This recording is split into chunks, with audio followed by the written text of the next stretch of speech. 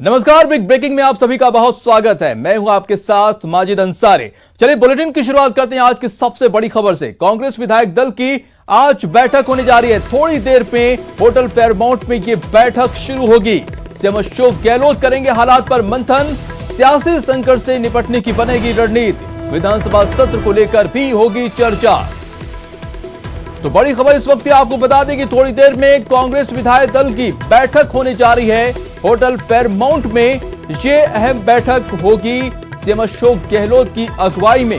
ये बैठक होगी जिसमें मौजूदा हालात पर मंथन होगा और सियासी संकट से निपटने की रणनीति पर भी बात होगी और साथ ही विधानसभा सत्र को लेकर भी चर्चा होगी। और दीपक व्यास हमारे साथ सीधे जुड़ चुके हैं फेयरमाउंट होटल से, उनके पास चलते हैं। दीपक, बहुत ही अहम बैठक होने जा रही है, क्या कुछ इसमें जो है एजेंडा रहने वाला है, हाइलाइट्स क्या रहेंगी?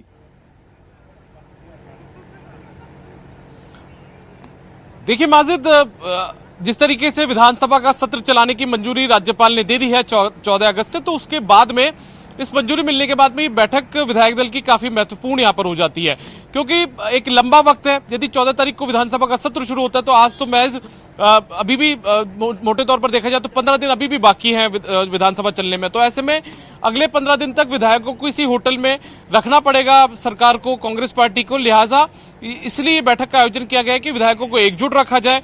15 दिन में ऐसी स्थिति ना हो कि विधायक यहां से निकलने की कोशिश करें, या फिर क्योंकि बीच में 2 त्योहार भी आने वाले हैं, ईद भी आएगी। ईद के अलावा बात की जाए तो रक्षाबंधन का त्योहार भी आएगा। तो ऐसे में विधायकों को कहीं ना कहीं अपने घर भी जाना होगा। तो ऐसे में उन विधायकों को यहीं पर रखा जाए। तमाम त्योहार के दौरान जो व्यवस्था है वो इसी होटल के अंदर हो, विधायकों को एकजुट रखा जाए। और साथ में जो सियासी समीकरण जिस तरीके से पल पल बदल रहे हैं, उसमें विधायकों को एकजुट रखना बड़ी चुनौती माना जा सकता है। तो ऐसे में उस पर पूरी तरीके से चर्चा होगी। विधायकों से राय मशवरा किया जाएगा कि आगामी विधानसभा सत्र के दौरान क्या कुछ विधानसभा सत्र के दौरान किया जाना है, राजनीतिक रूप से क्या किया जाना है मौजूदा परिदृश्य में। तो ये तमाम चीजें हैं जिसमें विधायकों के साथ में चर्चा यहाँ मुख्यमंत्री अशोक गहलोत करेंगे। कांग्रेस पार्टी के वो तमाम नेता जो दिल्ली से यहाँ पर पिछले 18 दिनों से डेरा डाले हुए हैं, वो भी यहाँ पर चर्चा करेंगे। तो ये काफी महत्वपूर्ण हो जाती है विधानसभा सत्र की मंजूरी मिलने के बाद ये बैठक। और जो जानकारी मिल रही है वो ये है कि जो बैठक है वो कुछ देर में यहाँ पर शुरू हो जाएगी। यहाँ पर विधायक धीरे धीरे अपने कमरों से निकलकर जो फेयरमाउंट होटल का जो बॉल रूम है उसके अंदर आना भी शुरू हो गए हैं। सुबह 6:30 बजे के करीब विधायकों के पास मैसेज पहुंचा है कि बॉल रूम के अंदर जो बैठक है उसका आयोजन किया जाएगा। तो ऐसे में विधायक धीरे धीरे वहां पर आ रहे हैं। हो सकता है कि 11 बजे का वक्त मुकर्रर किया गया था, तो ऐसे में उससे 10-15 मिनट थोड़ी देरी से ये बैठक यहाँ पर शुरू हो पाए। दीपक, अशोक गहलोत चाहते थे कि जल्द से जल्द ये जो है सेशन बुलाया जाए, और लेकिन ये चीज हुई नहीं है। और 21 दिन का जो प्रॉपर तरीके से जो मौका होता है और राज्यपाल उसी बात को माने, तो कितनी बड़ी अब चुनौती रहने वाली है अशोक गहलोत के लिए?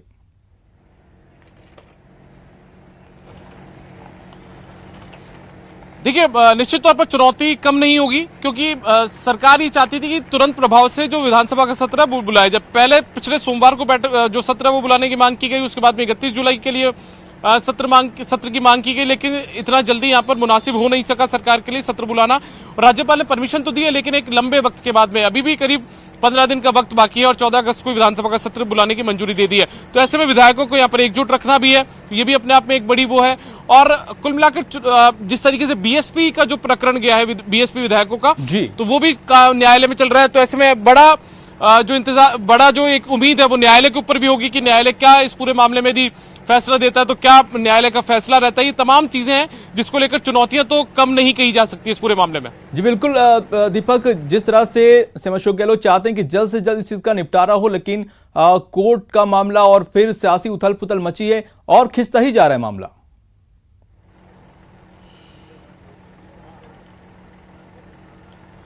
देखिए माजिद, ये बिल्कुल एक तरीके से जो पेचीदगियां हैं राजनीति में यहाँ पर वो लगातार बढ़ती जा रही है। पहले जिस तरीके से विधायक दल की बैठक बुलाई गई थी शुरुआती दौर में 12 तारीख को, उस समय सचिन पायलट ने 13 तारीख को जो बैठक बुलाई उसमें आने से 12 तारीख की शाम को इनकार कर दिया। उनके 19 के करीब विधायक जयपुर से बाहर थे, मतलब पूरे राजस्थान से बाहर थे, दिल्ली एनसीआर के आसपास उनकी लोकेशन थी। उसके बाद में स्पीकर ने नोटिस जारी किया, स्पीकर की नोटिस को चुनौती उन्होंने पायलट खेमे ने हाईकोर्ट के अंदर दे दी। तो ऐसे में जो पेचीदगियां वो दिन ब दिन बढ़ती जा रही है। लेकिन सरकार और कांग्रेस का मानना है कि जिस तरीके से राज्यपाल ने परमिशन दी है, अनुमति दी है विधानसभा का सत्र बुलाने की, तो एक कांग्रेस ये मानती है कि राजनीतिक रूप से और कूटनीतिक रूप से उनकी एक जीत है यहाँ पर, कि भले ही तुरंत प्रभाव से नहीं बुलाया सत्र, लेकिन सत्र बुलाने की मंजूरी दे दी है। तो ऐसे में लगातार जो 4 बार प्रस्ताव भेजा गया था उसके बाद में राज्यपाल ने मंजूरी दे दी, लेकिन अभी भी इस जीत के बाद भी एक तरीके से चुनौती इस बात की कि लगातार जिस तरीके से हम बराबर कह रहे हैं कि 15 दिन का वक्त अभी बाकी है विधानसभा का सत्र शुरू होने में, तो ऐसे में 15 दिन कोई कम नहीं होते, बीच में 2 त्योहार आ जाएंगे, तो इन 2 त्योहारों के अंदर विधायकों को यहाँ पर एकजुट रखना है। तो ये तमाम पेचीदगियां हैं जिसमें अभी सरकार और कांग्रेस दोनों उलझी भी है, लेकिन कोशिश यही कि किसी भी तरीके से इस पर पार पाई जाए और विधानसभा का जो सेशन है उसमें सरकार अपना दमखम दिखा सके। बिल्कुल, बहुत बड़ी चुनौती है, 15 दिन का वक्त है और ऐसे में जो है विधायकों को एकजुट रखना एक बड़ी चुनौती है। फिलहाल तमाम जानकारी के लिए बहुत शुक्रिया आपका। और बढ़ते हुए खबर पर, सियासी महाभारत का जो मामला है वो फिर सुप्रीम कोर्ट पहुंच गया है। स्पीकर सीपी जोशी ने फिर 24 जुलाई के राजस्थान हाईकोर्ट के फैसले के खिलाफ याचिका दी है।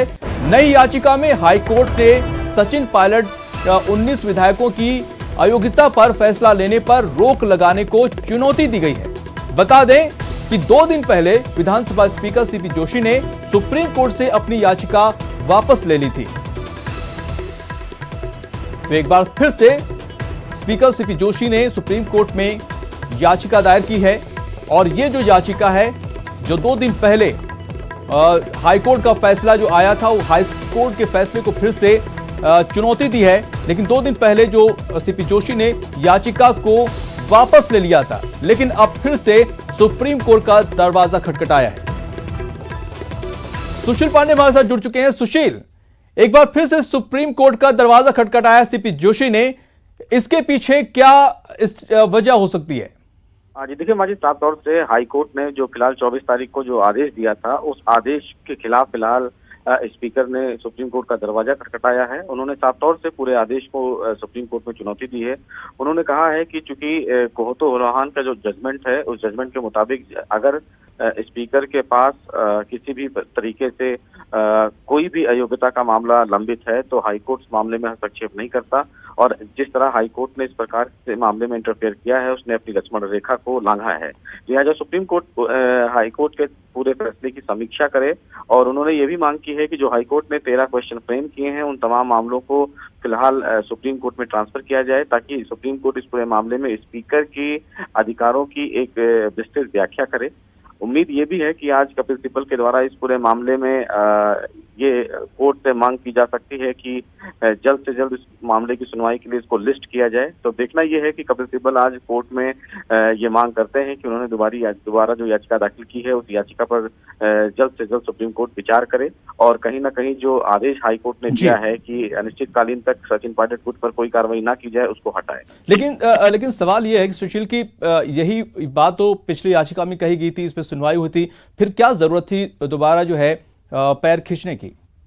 देखिए माजिद, पहले स्पीकर तब आए थे जब हाईकोर्ट ने आदेश जारी नहीं किया था, फैसला नहीं सुनाया था, और तब स्पीकर को फिलहाल सुप्रीम कोर्ट से राहत नहीं मिली थी। लेकिन अब स्पीकर हाईकोर्ट के फैसला आने के बाद उन्होंने इस फैसले को चुनौती दी है। पिछली सुनवाई में सुप्रीम कोर्ट ने स्पष्ट कर दिया था स्पीकर को कि अभी इस मामले में कोई आदेश देने की आवश्यकता नहीं है, हमें हाईकोर्ट का इंतजार करना होगा। और अब हाईकोर्ट ने जब फैसला दे दिया है, तो इसमें निश्चित रूप से कहीं ना कहीं एक बड़ी राहत जरूर दी है। जी बिल्कुल।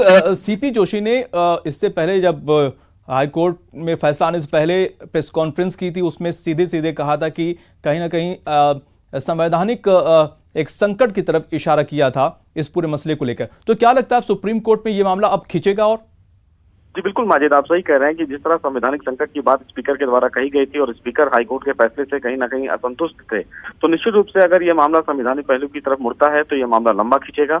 हाईकोर्ट ने जो 13 क्वेश्चन फ्रेम किए हैं, उस क्वेश्चन को भी हो सकता है कि सुप्रीम कोर्ट अपने आधार पर ले।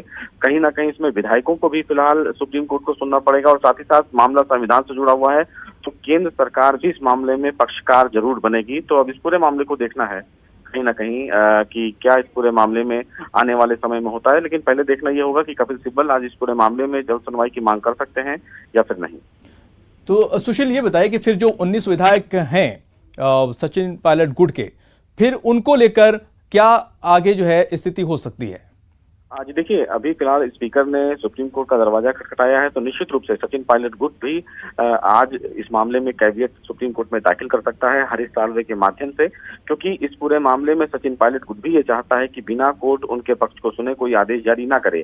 वहीं स्पीकर ने साफ तौर से ये कहा है कि कोलोहान का जो फैसला है उस फैसले में इंटरफेयर हाईकोर्ट कर नहीं सकता है, लिहाजा इस पूरे फैसले की समीक्षा की जरूरत है। लेकिन अगर ये मामला माजिद संवैधानिक पहलुओं की तरफ होता है तो निश्चित रूप से इस पूरे मामले में सुनवाई है जो लंबी खींचेगी।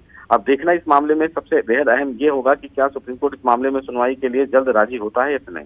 जी जी, बहुत शुक्रिया तमाम जानकारी के लिए।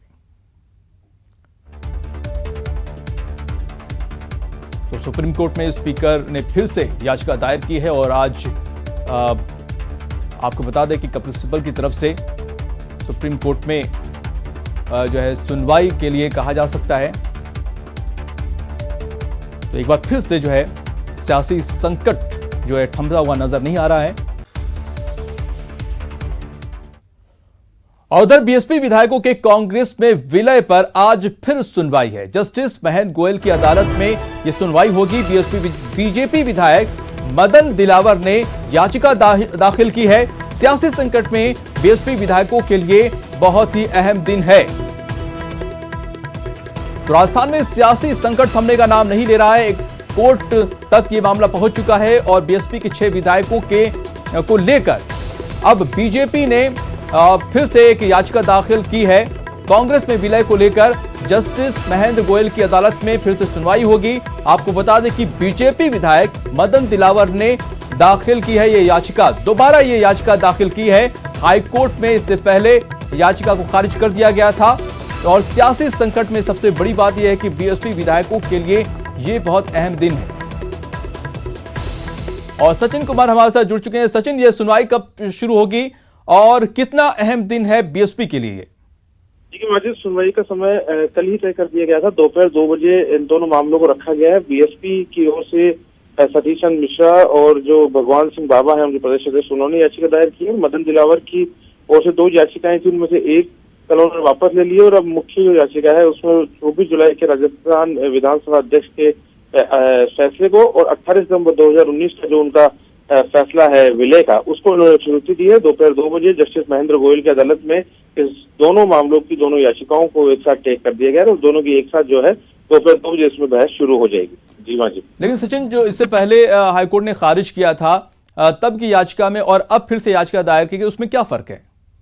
जो पहले याचिका दायर की गई थी उस समय राजस्थान विधानसभा के अध्यक्ष सीपी जोशी ने उनकी याचिका को सुनवाई नहीं की थी। उस वक्त इनकी प्लीडिंग या कहने की प्रेयर इतनी थी कि सीपी जोशी उस याचिका पर सुनवाई करे। राजस्थान हाईकोर्ट ऐसा उन्हें निर्देश दे, लेकिन जब तक मामला हाईकोर्ट तक पहुंचा और उसकी सुनवाई हुई तब तक स्पीकर सीपी जोशी उस याचिका को निस्तारित कर चुके थे, उसे खारिज कर चुके थे। ऐसे में कोर्ट ने हरीश साल्वे से पूछा था कि आपकी प्लीडिंग इतनी ही है, तो उन्होंने कहा कि यस, हमारी याचिका इतनी ही सीमित थी कि आप स्पीकर को आदेश दें कि वो हमारी मामले में जल्द सुनवाई करे। लेकिन जब स्पीकर उस याचिका को खारिज कर चुके हैं, यानी उनकी सुनवाई हो चुकी है, तो ऐसे में फिर याचिका को सहारहीन मानते हुए खारिज कर दिया गया।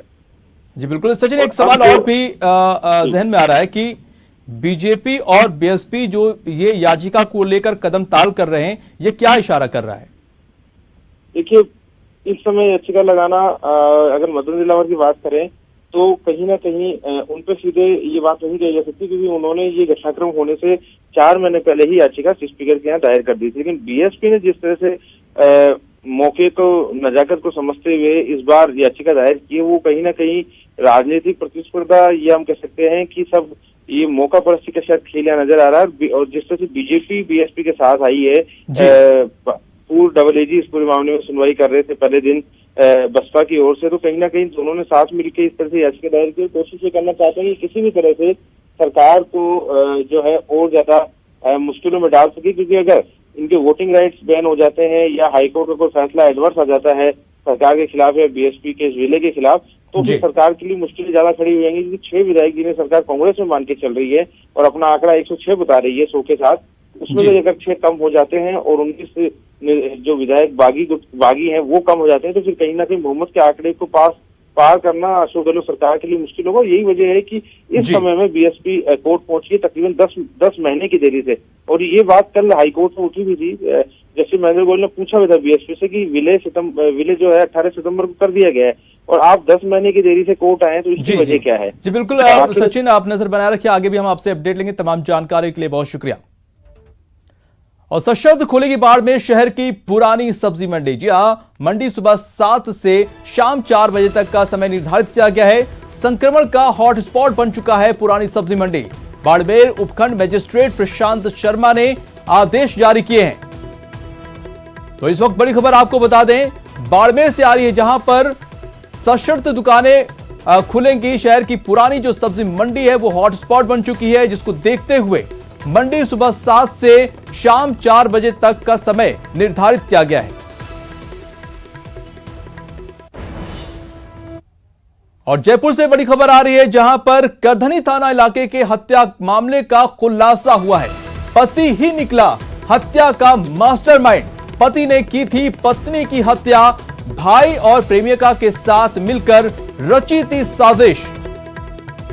तो बड़ा खुलासा आपको बता दें जयपुर से, जहां पर करधनी थाना इलाके में हत्या हुई थी, पुलिस ने उसका पटाक्षेप कर दिया है। पति ही निकला हत्यारा, मास्टरमाइंड निकला। पति ने पत्नी की हत्या की थी, भाई और प्रेमिका के साथ मिलकर साजिश रची थी।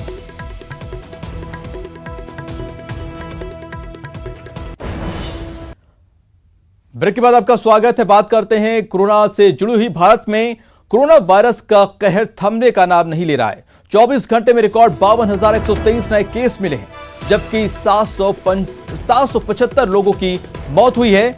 देश में कोरोना संक्रमितों की जो संख्या है 15,83,792 लाख हो चुकी है। आपको बता दें कि संक्रमण से मरने वालों की संख्या करीब 35,000 हो गई है। अब तक देश में 10,20,000 से ज्यादा लोग संक्रमण मुक्त हो चुके हैं। वहीं रिकवरी रेट 64.23% हो गया है। तो कोरोना के ये आंकड़े डराने वाले हैं। 52,000 से ज्यादा नए केस सामने आए हैं और 775 लोगों की मौत हुई है। 24 घंटे के ये आंकड़े बेहद ही डराने वाले हैं और चिंता में डाल रहे हैं। कोरोना की जो रफ्तार है वो बेहद ही तेजी से बढ़ती जा रही है। इस पर रोकथाम लगाने की तमाम कोशिशें की जा रही हैं सरकार की तरफ से, प्रशासन की तरफ से, लेकिन कोरोना की जो रफ्तार है वो रुकने का नाम नहीं ले रही है। 52,000 से ज्यादा नए केस सामने आए हैं। 775 लोगों की मौत हो चुकी है। 24 घंटे के ये आंकड़े हैं। आपको बता दें कि अब तक 15,83,792 केस अब तक सामने आ चुके हैं, जबकि संक्रमण से मरने वालों का जो आंकड़ा है वो 35,000 तक पहुंच चुका है। लेकिन आपको बता दें कि 10,20,000 लोग जो है अब तक संक्रमण से मुक्त हो चुके हैं, रिकवर हो चुके हैं, अपने घर जा चुके हैं। और रिकवरी रेट की बात की जाए तो 64.23% फिलहाल है। तो ये आंकड़े भी आपको ग्राफिक्स के जरिए दिखा रहे हैं। कुल केसेस अब तक 15,83,792 हो चुके हैं। एक्टिव केसेस की संख्या है 5,28,242 है, जबकि ठीक होने वालों का जो आंकड़ा है वो 10,20,582 है।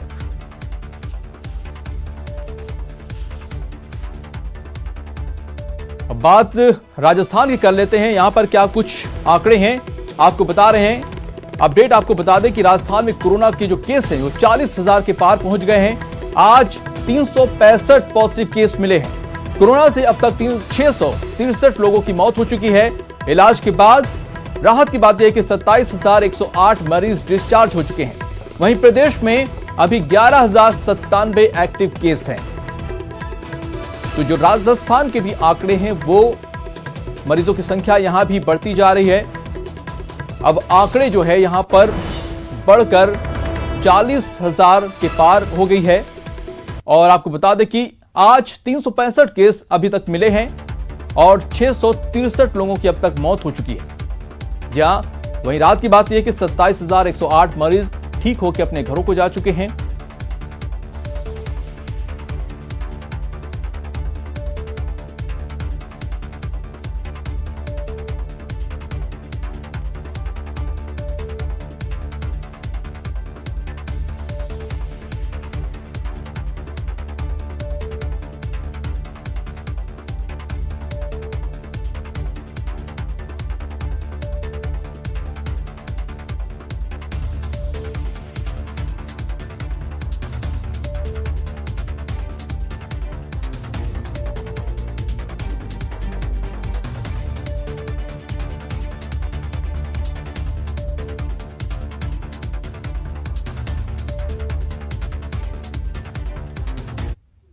तो अलग अलग शहरों से हमारे साथ जुड़ चुके हमारे संवाददाता सचिन शर्मा जयपुर से जुड़े हैं, कपिल श्रीमाली उदयपुर से जुड़ चुके हैं और ललित जोधपुर से जुड़ चुके हैं। उनके पास चलते हैं और जानने की कोशिश करते हैं कि वहां पे क्या कुछ स्थिति है। पहले सचिन शर्मा के पास चलते हैं। सचिन, लगातार जो केसेस हैं वो बढ़ते जा रहे हैं, वहां पर क्या कुछ स्थिति है? अगर ओवरऑल देखा जाए तो 52,000 से ज्यादा एक दिन में केसेस आ रहे, बेहद ही डराने वाले हैं।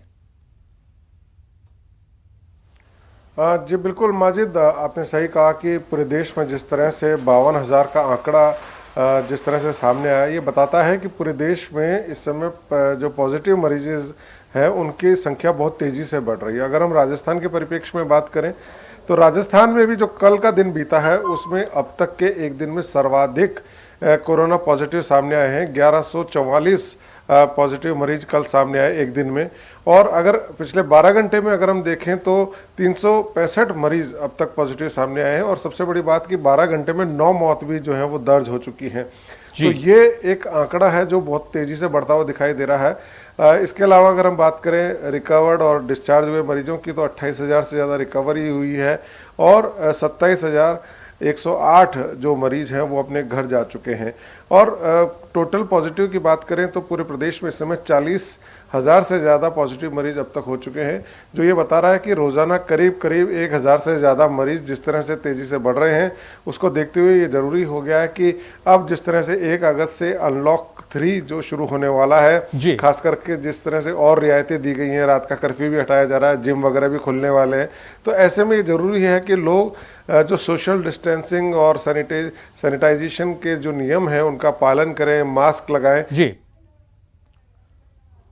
और इस वक्त एक बड़ी खबर आ रही है, प्रदेश में नए सियासी वीडियो से सनसनी फैल गई है। इस वक्त बड़ी खबर, स्पीकर सीपी जोशी का वीडियो वायरल हुआ है। बड़ी खबर इस वक्त आपको बता दें कि स्पीकर सीपी जोशी का वीडियो वायरल हुआ है। सीपी जोशी वैभव गहलोत का ये वीडियो, मौजूदा उठाव पटक पर हो रही बातचीत, 30 आदमी निकल जाते तो क्या करते जोशी, बागी विधायकों के बारे में जोशी वैभव गहलोत चर्चा कर रहे हैं। आपको बता दें कि स्पीकर जोशी ने इस पर कोई प्रतिक्रिया नहीं दी है।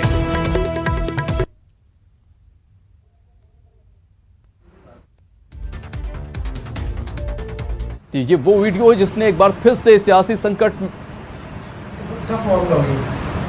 राजस्थान में से आगे की काफी खबरें जिस तरह से माहौल खराब हो रहा है, उन्होंने 10 दिन बाद एक बार राजस्थान चुनाव से निकाला तो वापस उससे मुझे बुकिंग कर ली दिल्ली में, उस टाइम से बीजेपी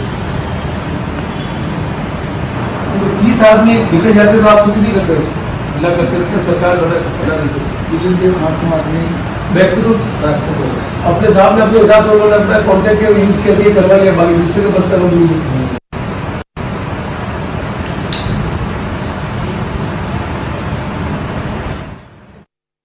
वीडियो जारी हुआ है, वो बहुत कुछ कह रहा है। क्या है पूरी जानकारी, आपको क्या मिल रही?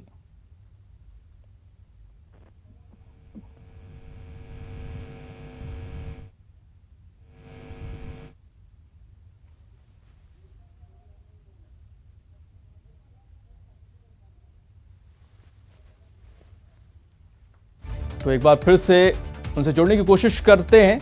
गोवर्धन, मेरी आवाज पहुंच रही है आपको? हम उनसे फिर से संपर्क करने की कोशिश करेंगे, लेकिन ये वीडियो आप देख सकते हैं टीवी स्क्रीन पर। क्या ऑडियो है ये एक बार सुन लीजिए आप।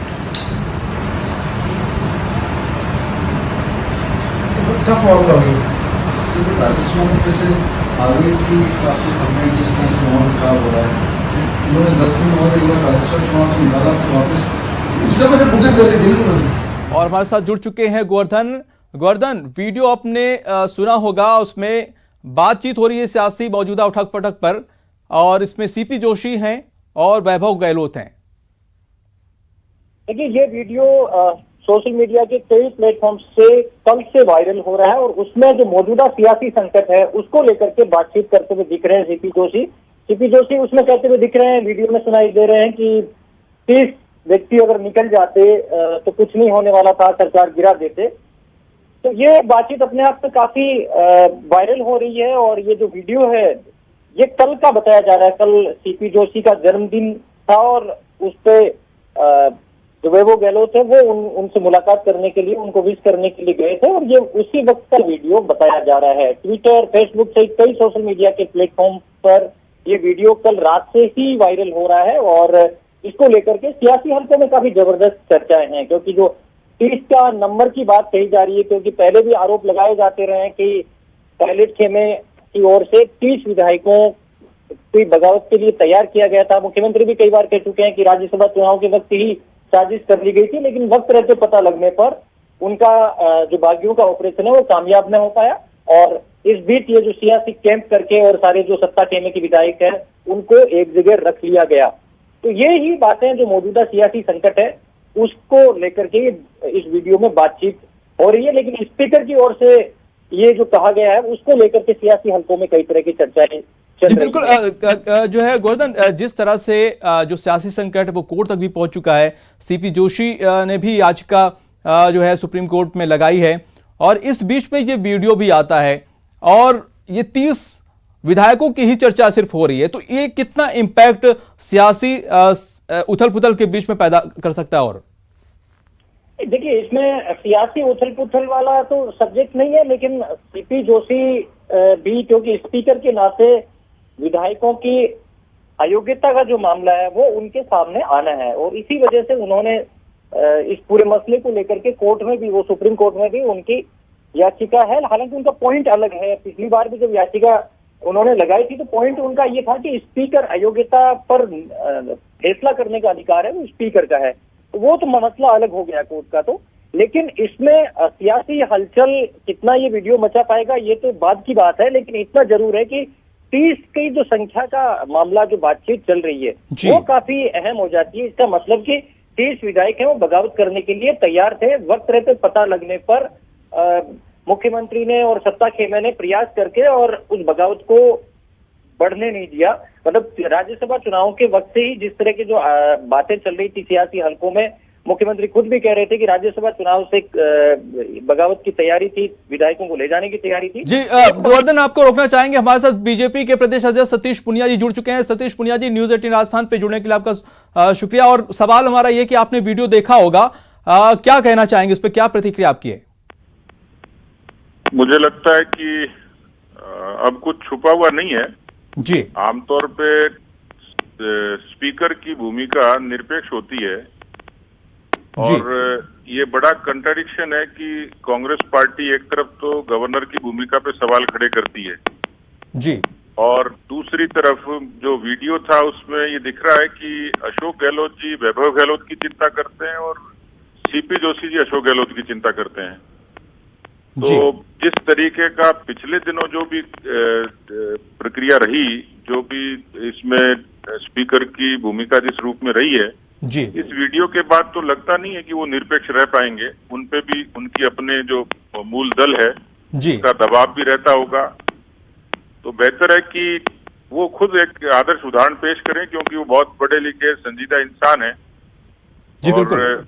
उनके बीच में यदि कोई सामान्य व्यक्ति के बीच में चर्चा होती तो बात अलग थी, लेकिन मुझे लगता है कि मुख्यमंत्री के पुत्र के साथ ये कन्वर्सेशन तो कहीं ना कहीं दाल में काला जरूर है। तो उनको मुझे लगता है कि खुद ही आगे आके अपने आप को प्रस्तुत करना चाहिए कि मेरे ऊपर ये इल्जाम लगा है तो मैं अपने आप को उस कुर्सी से विड्रॉ करता हूं, क्योंकि स्पीकर की भूमिका संवैधानिक रूप से भगवान की भूमिका होती है सदन में।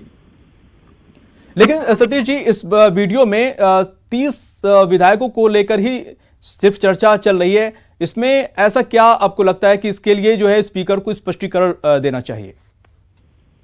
30 कौन से विधायक, वो स्पष्ट बताएं, किस संदर्भ में बात हो रही है वो कर दें, कहां दिक्कत है इसमें? मान लीजिए कोई इस तरीके का कन्वर्सेशन है और वो सामने आ गया तो उनको स्पष्ट करना चाहिए, लेकिन ये कहीं ना कहीं सस्पेक्टेड तो है जी।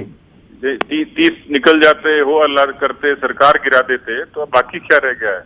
जी जी जी, बहुत शुक्रिया तमाम जानकारी हमसे जुड़ने के लिए।